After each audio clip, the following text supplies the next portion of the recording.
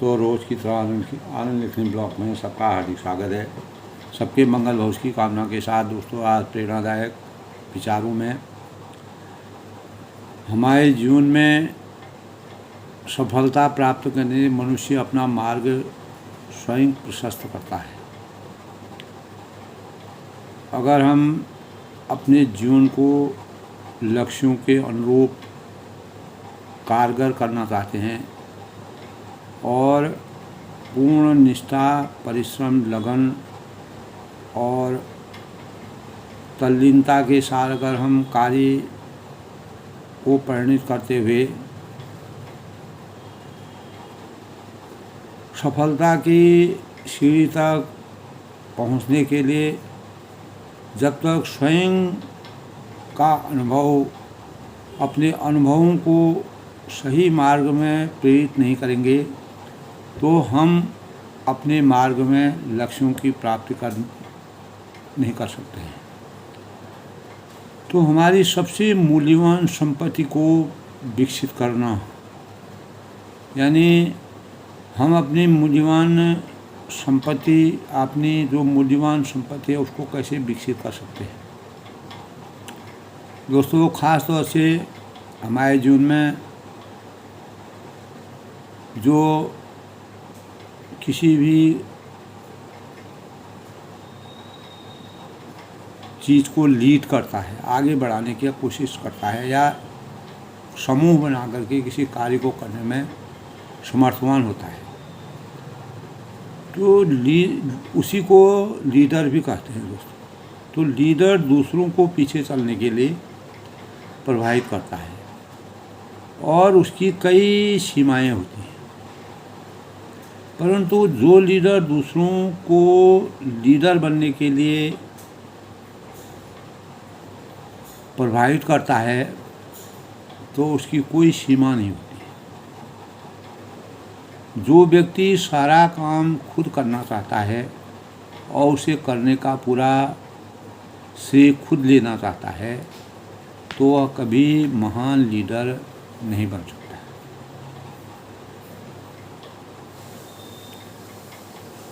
तो काम को किस तरह से करना है और यह जानना स्वयं की सफलता है।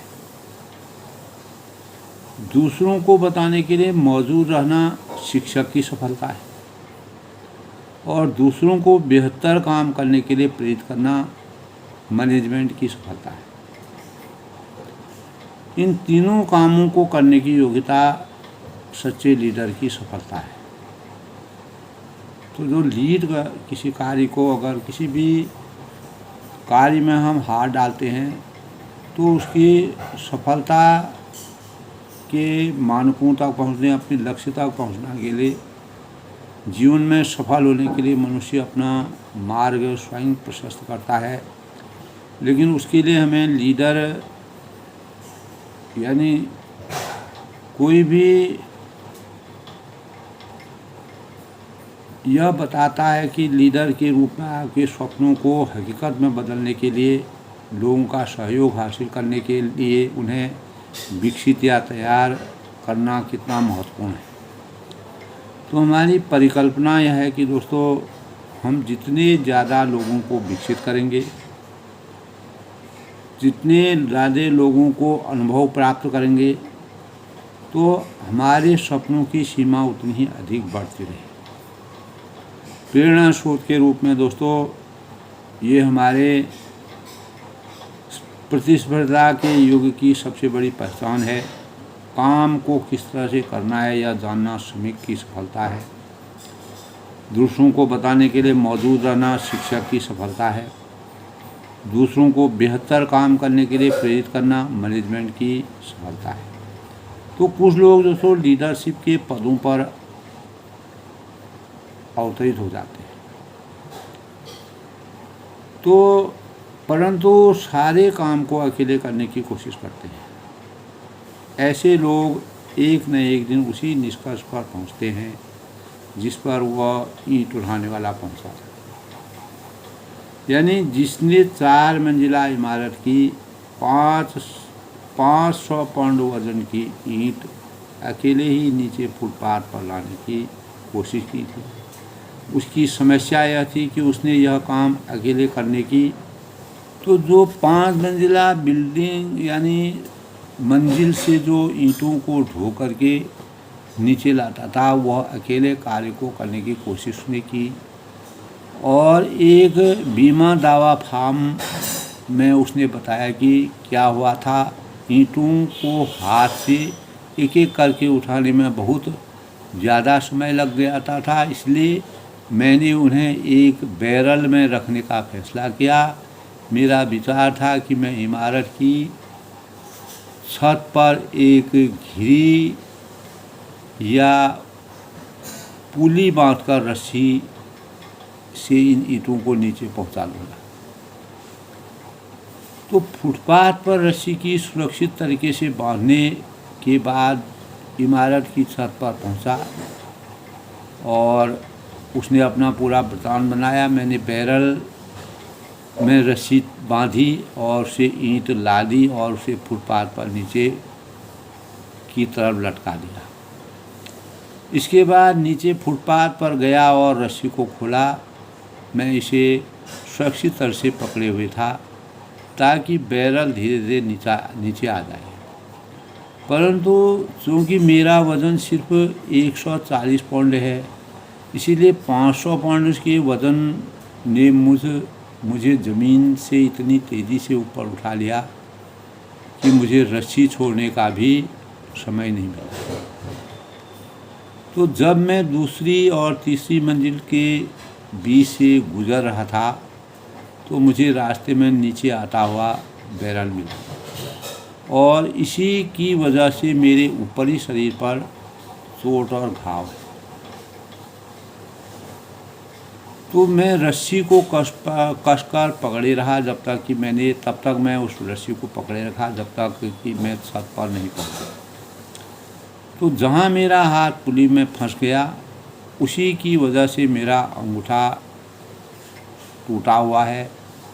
बहरहाल इसी समय बैरल फुटपाथ पर धमाके के साथ गिरा और उस पर रखी ईंट नीचे गिर गई और ईंटों का वज़न कम हो जाने के बाद बैरल का जो वज़न था सिर्फ 40 पाउंड ही बचा रहा।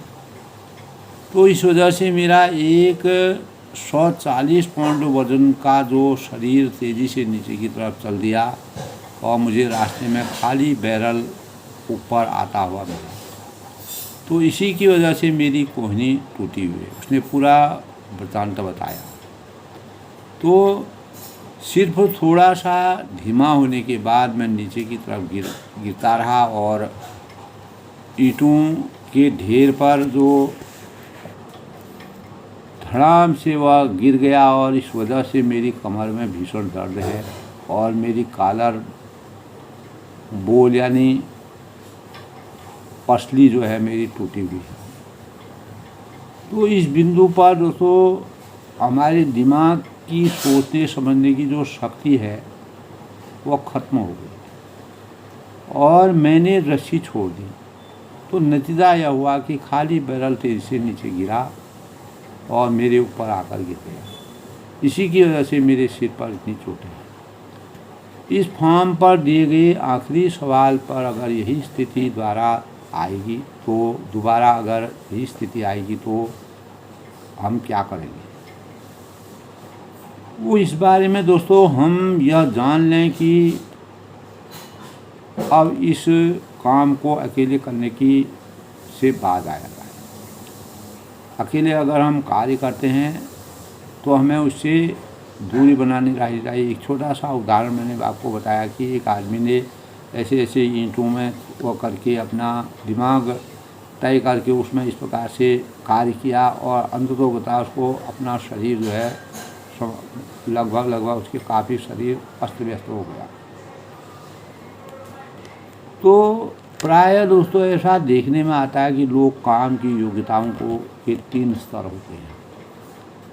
पहला स्तर है कि जो व्यक्ति लोगों के साथ बेहतर काम करता है वह अनुयायी है। जो व्यक्ति लोगों के साथ मिलकर बेहतर काम करता है वह अनुयायी कहलाता है। और जो व्यक्ति बेहतर काम करने में लोगों की मदद करता है वह मैनेजर कहलाता है। यानी जो मैनेजमेंट करता है, मैंने मैनेजर की भी बात बताई। और जो व्यक्ति काम करने के लिए बेहतर लोगों को विकसित करता है वह लीडर है। यानी जो जिनके अंदर उस काम को करने की गुणवत्ता होती है, उसको पहचानने की अगर शक्ति किसी को है तो वह लीडर को होती है। और जो बेहतर व्यक्ति बेहतर काम करने में लोगों की मदद करता है वह मैनेजर कहलाता है।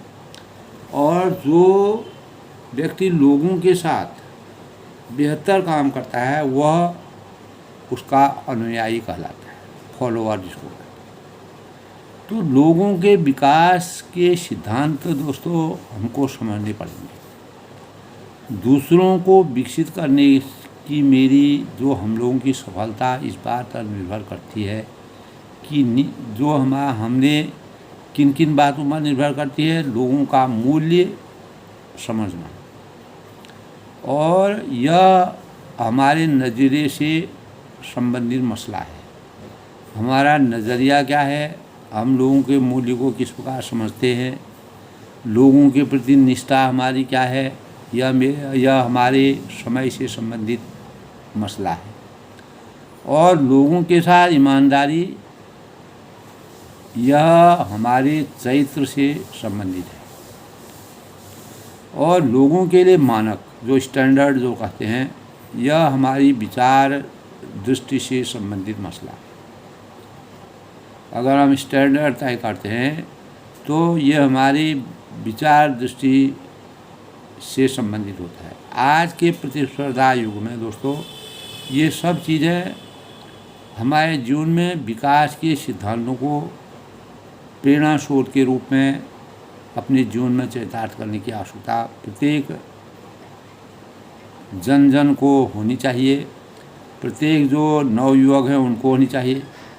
यानी हमारे अपने अनुभवों से और इस महत्वपूर्ण क्षेत्र में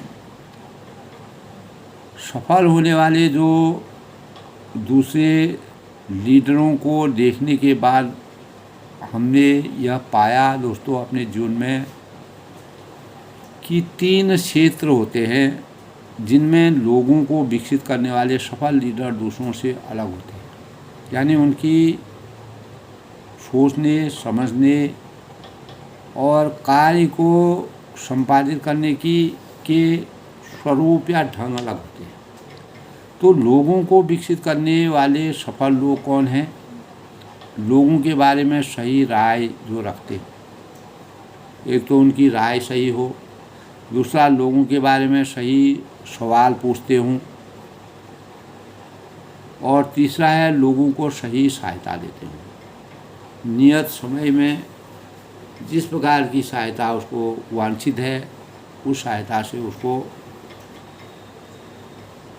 लाभ पहुंचाना, लाभान्वित करना। तो दोस्तों लोगों को विकसित करने वाले सफल लोग लोगों के बारे में यही सही राय रखते हैं। अगर हम सूक्ष्म रूप से मूल्यांकन करें तो हमारे जीवन में लोगों को विकसित करने वाले जो सफल लोग हैं लोगों के बारे में सही राय रखते हैं। दूसरों को प्रेरित करना हमारे लिए हमेशा तुलनात्मक रूप में आसान रहा है। अगर हम एक दूसरे की तुलना करते हैं तो कई सालों तक दोस्तों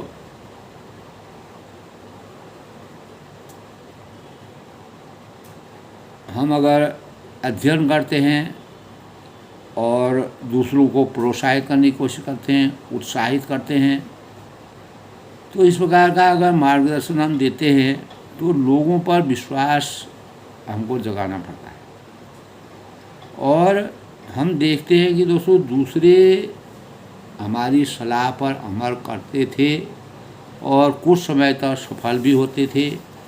तो ये दोस्तों अपने अपना तो हम परंतु कुछ समय बाद वे पुरानी आदतों के सांचे में ढल जाते थे। यानी हम उनको परिवर्तन करना चाहते हैं, लेकिन वह कुछ समय के बाद उसको भूल करके फिर उन्हीं आदतों में चले जाते, और नतीजा यह होता था कि उसका मनोबल कम हो जाता था। जो दूसरों को लीडर बनने के लिए प्रभावित करता था उसकी कोई सीमा नहीं होती। तो नीचे की तरफ जाते हुए इस चक्र को देखने के बाद हमने खुद पूछा कि हमारी जो सलाह मानने वाले लोग लंबे समय तक दूसरों को प्रेरित क्यों नहीं कर पाए। तो एक दिन दोस्तों हमने विचार किया कि इसका जवाब मिल गया कि मैं उन्हें अपनी प्रेरणा का फल दे रहा था और इसकी जड़ें नहीं दे रहा था, और वे मेरी बाहरी जवाब लिख रहे थे, परंतु लोगों के बारे में मेरी आंतरिक मान्यताओं का लाभ उन्हें नहीं मिल रहा था। तो दूसरों के बारे में हमारी जो मान्यताओं के कारण ही दोस्तों लगातार प्रेरित और विकसित कर पाने की क्षमता हमारे अंदर होनी चाहिए। दरअसल लोगों के बारे में सही मान्यताओं द्वारा लीडर उसके गलत विकास में महत्वपूर्ण तत्व है। तो लोगों के वह इस प्रकार के बनने की जो प्रवृत्ति होती है, जैसा उनके बारे में उनके जीवन के सबसे महत्वपूर्ण लोगों का पूर्व अनुमान है।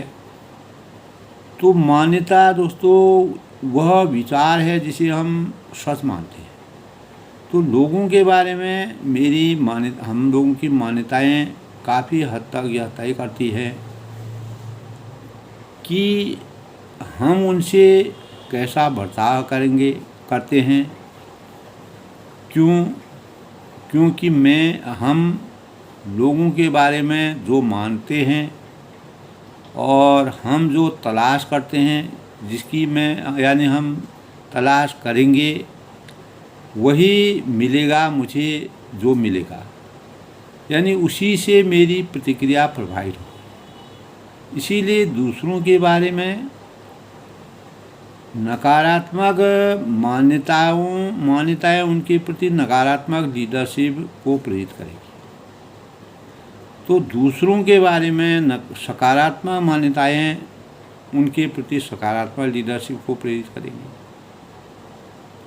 हम जिस प्रकार के सोच और भाव अपने अंतःकरण में रखते हैं, उसी प्रकार का परिवेश और उसी प्रकार के व्यक्ति विशेष से हमारा संपर्क होता है। प्रेरणा स्रोत के रूप में दोस्तों हमें अपने जीवन को लक्ष्यों तक पहुंचाने के लिए किस प्रकार के लीडरशिप के सानिध्य की आवश्यकता होती है। हम अनेक लोगों का अध्ययन करते हैं। कुछ ऐसी भी मान्यताएं हमारे सामाजिक परिदृश्य में जिन्हें हम बेहद मूल्यवान पाते हैं, यानी हमारी मूल्यवान वस्तुओं को कौन विकसित कर सकता है। मान्यता हर व्यक्ति महत्वपूर्ण अनुभव करना चाहता है। प्रत्येक व्यक्ति की यही अपेक्षा होती है, आकांक्षा होती है कि हर व्यक्ति महत्वपूर्ण अनुभव करना चाहता है। यानी लोगों के साथ सरोकार रखने वाले सबसे सफल शिक्षक हैं, लेखक हैं, मैनेजर हैं, राजनेता हैं, दार्शनिक हैं, नेता तो सहज वृद्धि से यह आसान सत्य जान लेते हैं और दुनिया में हर व्यक्ति भूखा है। हाँ, इस संसार को हर व्यक्ति किसी न किसी चीज़ के लिए भूखा मानता है, क्योंकि भूख की लालसा किसी न किसी रूप में हमारे जीवन में अंत समय तक होती है। तो चाहे यह प्रतिष्ठा हो या आश्चर्य हो या समझ या प्रेम हो, तो दोस्तों सूची अनंत है। अगर हम इसका अगर पूरा वृत्तांत बनाएं तो इसका कोई सीमा नहीं है। तो सोचने प्रेरणा के भाव में हमको ये सोचना है कि लोगों की आवश्यकताओं की सूची में हमें एक चीज़ मिलती है, महत्वपूर्ण अनुभव करने की इच्छा। हर आदमी महत्वपूर्ण अनुभव करना चाहता है, तो लोगों का आत्मसम्मान बढ़ाने में हमेशा उनकी मदद करना हमारा कर्तव्य होना चाहिए। दूसरों को महत्वपूर्ण अनुभव कराने की अपनी योग्यताओं को विकसित करना होगा। अगर हम किसी व्यक्ति को उपयोगी मानने में या संतोष व महत्व की भावनाएं अनुभव करने में मदद करते हैं तो इसका मतलब यह है कि हम उसकी बहुत बड़ी तारीफ़ कर रहे हैं और हमें इस बात पर विश्वास है। तो दोस्तों, इस प्रकार अकेले अगर हम किसी कार्य को करते हैं, कोई कठिन भी कार्य हो, सरल कार्य हो, तो अकेले कार्यों से हम अनुभवहीन रहते हैं और हमें कार्यों की वास्तविक जो गुणवत्ता है उसका अनुभव नहीं होता है। तो जीवन में सफल होने के लिए मनुष्य अपना मार्ग स्वयं प्रशस्त करता है।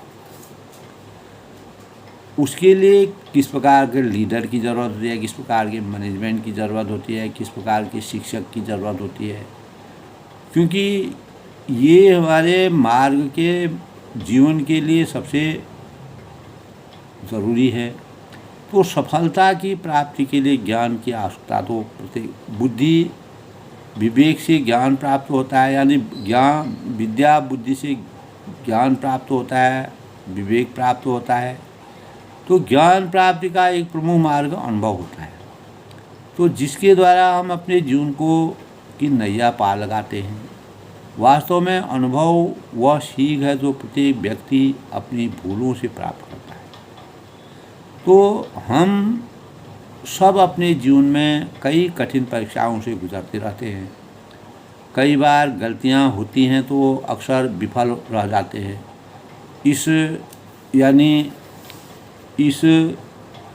हम अपने जीवन में कुछ ऐसी गलतियां करते हैं जो हमें तत्काल ही कटु अनुभव देते हैं। जिस प्रकार की ईंट जो चौथी मंजिल से तीसरी मंजिल से ईंट उठा करके उसने बैरल के रूप में जिस प्रकार से ईंटों को नीचे लाया, तो गलतियां करने से जो है अपने जीवन में हम गलती करने से धोखा खाते हैं, क्योंकि हमें उस बात का पूरा अनुभव नहीं रहता है। भावी जीवन में तमाम संभावित स्मृतियों को मधुर बनाने का आधार बनता है। दरअसल दोस्तों, ऐसे ही कार्यों से जिस प्रकार ईंटें के कार्य के रूप में मैंने आपको समझाया, तो ऐसे लोग भी हमको असफलता के मानकों को में सफलता प्राप्त करने के लिए एक प्रकार की प्रेरणा के रूप में हमारे कार्यों में हमको अनुभव सिखाते हैं। तो दरअसल दोस्तों, गलती करना मूर्खता नहीं होता है, बल्कि गलतियों को और अनुभव ही हमें ऐसी गलतियों से बचाने में सहायक सिद्ध होते हैं। तो इस संदर्भ में दोस्तों, महात्मा गांधी जी ने एक बार कहा था कि भूल करके सीखा जाता है, लेकिन इसका मतलब यह नहीं है कि जीवन भर भूल करते हो, गलतियाँ ही करते हो। तो सीखने मात्र के लिए हम अपने जीवन में हमेशा भूल करते नहीं रह सकते हैं। तो जब तक हम कोई चीज़ को सीखते हैं तो भूलना स्वाभाविक है। तो हमें कोशिश करनी चाहिए कि हर एक गलती से हम अनुभव प्राप्त करें, भविष्य में उस गलती को दोबारा न दोहराएं, अतीत से सबक लेकर अपने उसमें सुधार करें और जीवन में आगे बढ़ने की अपनी राह को प्रशस्त करें।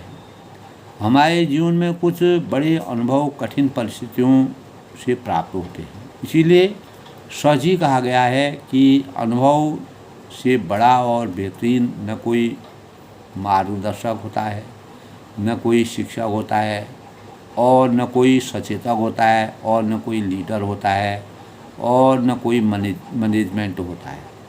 तो अनुभव रहित जीवन बिना पतवार के, जिस प्रकार नाव जो है हिचकोले खाती है, नाव के समान है। हालांकि अनुभव तभी गुणकारी होता है जब हम कर्म की कसौटी पर अपने खरेपन में को परखते हैं और बदली हुई परिस्थितियों के हिसाब से उसमें निरंतर परिवर्तन करते हैं, सुधार करते हैं और लक्ष्यों हमारे जीवन में सबसे मूल्यवान संपत्ति को विकसित करना, जैसे कि मैंने आपको बताया काम को किस तरह से करना है वह जानना समय की सफलता है।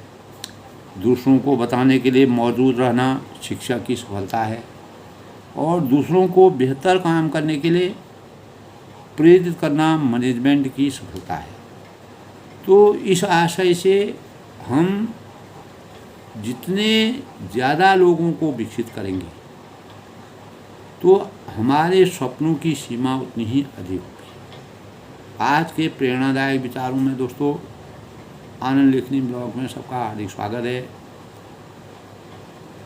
जो ननिहाल बच्चे हैं, युवक हैं, उनके जीवन के लिए काम को किस तरह से करना है और दूसरों को बताने के लिए मौजूद रहना शिक्षा की सफलता का कारण है। काम को किस तरह से करना है यह जानना श्रमिक की सफलता है। दूसरों को बेहतर काम करने के लिए प्रेरित करना मैनेजमेंट की सफलता है।